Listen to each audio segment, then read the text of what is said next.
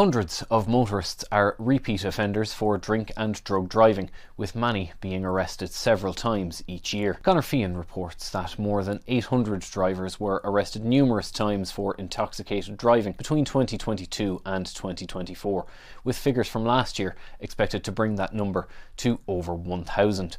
One person was arrested 15 times in a 3-month period in 2021. In 2024, there were 312 drivers arrested more than once for intoxication. 263 drivers were arrested twice, 36 arrested 3 times, 1 person arrested 7 times, 1 person arrested 9 times, and 1 person arrested 11 times. In 2022, there were 221 drivers arrested more than once, rising to 272 in 2023.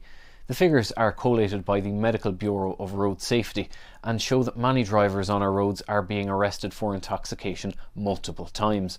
The real numbers could be higher because the figures recorded by the MBRS only consider those who have been arrested more than once in the same calendar year. They do not include those who have been arrested more than once over a period of more than 1 year. The figures represent the numbers of arrests made by Gardaí where samples are sent for analysis and not prosecutions made through the courts. Currently, the figures recorded by the MBRS cover both drink driving and drug driving under the one heading of intoxicated driving.